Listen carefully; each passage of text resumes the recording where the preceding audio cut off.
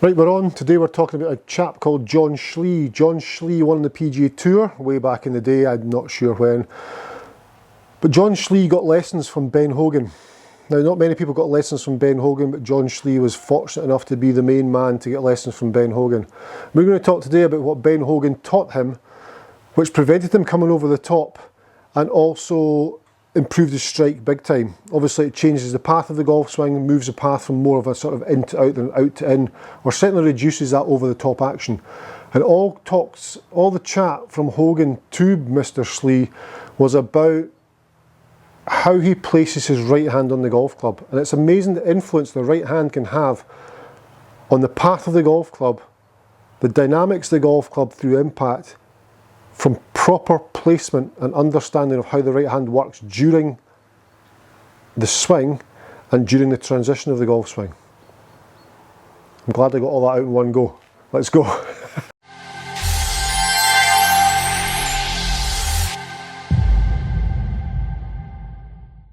So if you watch my channel week in, week out, you'll know there's a video on here every week, so please subscribe to my channel just now. It's free of charge.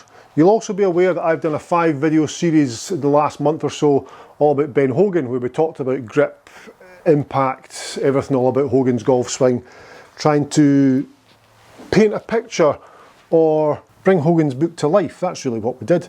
Hogan's book is a little bit, not antiquated, I mean the stuff in it's absolutely fantastic, but it's all black and white, it's all images, it's all still images, and I feel as though we brought that to life, just a fraction. Did an okay job, I think. So John Schlee talks about the right hand and how Hogan taught him to put the right hand on the golf club. My videos, as you'll know, talk about how these two fingers, the middle and the forefinger of the right hand, are what grip the right hand on the club. And then of course the pad of the right hand sits on top of the left thumb. So this lifeline here, that thumb sits in there, and these two fingers are what activate or support the club in the right hand. These two don't do an awful lot. It's quite surprising that the index finger and the thumb of the right hand don't do an awful lot of work, because I mean there's a pincer action going on there. If you turn a tap, that kind of motion. So that's in place. But if we activate that from the top of our golf swing, and we activate the pincer action of the right hand and apply pressure to the thumb and the index finger of the right hand, Hogan told John Schlee that that is going to cast the golf club. So I'm up here, I'm in a great position there, set to deliver, and I grip tight with the index finger in the right hand, and then I'm forcing this club out in that action. Now of course what's happened, the club has gone over plane, we're out now and we're coming back in the way. When I pinch my right index finger and my thumb together, you can see the movement on the upper forearm, which is the muscles that are going to throw that golf club out in that action. See that? So applying pressure with index finger and right thumb from the top of the swing is going to encourage a little bit of a cast, let's call it a casting action. And that's what Hogan told John Schlee. Right to left flight, path slightly out to in, because I've gripped tighter with those two fingers. So how do we prevent that? What did we talk about before? These two fingers on the right hand, that's the key. So we know pinching these two together activates the upper part of the arm. If I turn over and I pull these three fingers into the palm, I'm activating this. Look at this working. Now this part of the arm being activated,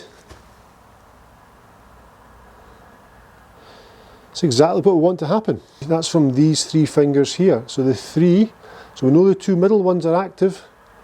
They're making this happen. The third one's there for support. So if I address the golf ball, I address my golf ball there, good. Elbows in, like Hogan. Left elbow to left hip, right elbow to right hip, inner elbows out. And then from there, if I've got light grip pressure with my index finger on my right hand and my thumb, so these two nice and light, and the pressure I apply with the two fingers, the pressure I apply with this finger and this finger, middle and forefinger, wraps the thumb around the left hand. So that these go on and then I wrap from there. So I'm wrapping round there Yeah. So I wrap round to get the hand in position before I take the golf club back. I've wrapped round, but I do not grip the club tightly. So I'm there, good. I wrap round, good. So the hand's weak, the right hand's weak. Hogan's left hand, right hand are both weak. So I'm there. And then from there, I've got nice light grip pressure. I've got very, very little grip pressure with index finger and thumb, but a little bit more pressure with index finger and forefinger. With forefinger and middle finger, sorry, of the right hand. Then when I get up to the top of my swing, to start the downswing, I'm going to grip tighter with the finger and the middle finger, and that is going to take me up there, and then from there it's going to make me squeeze my left thumb. Like up to the top here, and then from there, this finger and this finger are going to get squeezed. The index finger and the thumb do very little. If I squeeze these two fingers here, it's going to squeeze my left thumb, and it pulls the right elbow in, and there is the start of the downswing. So applying pressure with these two fingers is the key. And now it all sounds a bit funky, I know, but it certainly works. Watch this, we go up to the top, grip those two. So it's almost like I'm using those two fingers to squeeze my right thumb against my left thumb. So I'm up, light grip pressure, squeeze it. Light grip pressure, squeeze it. And I'm only squeezing with these two fingers.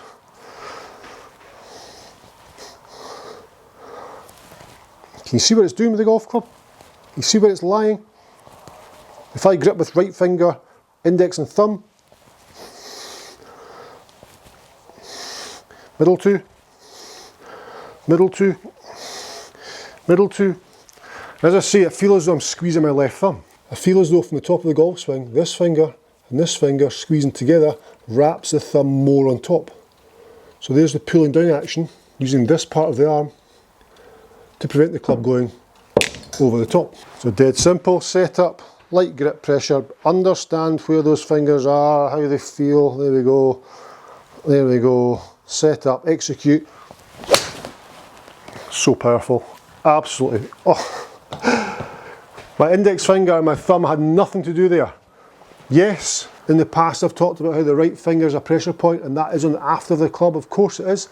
Squeezed, so on the aft of the club, but it's not gripped round, it's not gripped the club tightly. It's not gripped it, it's going to force it to cast.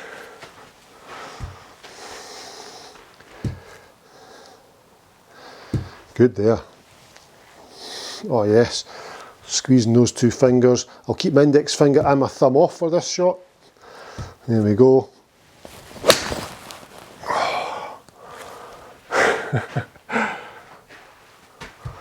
That could catch on actually. I wonder if I could golf. Maybe there's a video. Play 4 holes. Index finger right hand, thumb on right hand off the grip. Feel the pressure. Feel the squeeze of the thumb on the way down. There. Good again.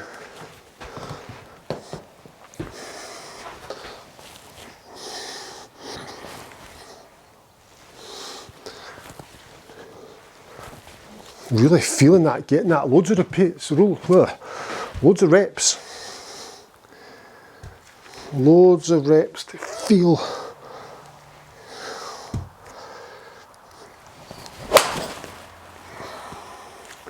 It's good, there's compression in there. This time, I'll take the full grip.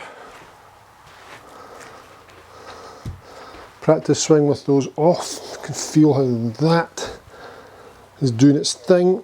You can feel how the left thumb's been squeezed. Good, in fact I'm going to keep those fingers off. It's good fun that, eh? One more, I'm enjoying this. Probably too much actually. There we go.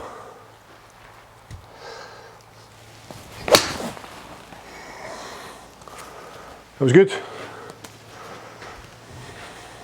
So there we go. It's very important how that squeeze there, squeeze, squeeze, squeeze, is much more important than that squeeze. Can't explain that enough, although I have tried. Guys, thank you very much for watching. Another video will be coming live next week. I'm trying to put these out now on Tuesday or Wednesday evenings. Trying to get a little bit more structure behind it all to let me get on with other bits and bobs. This is the channel's growing, it's fantastic. We're now at 58,000 subscribers, almost 8.5 million views. It'd be great to get up to 100,000 subscribers. That is the goal this year.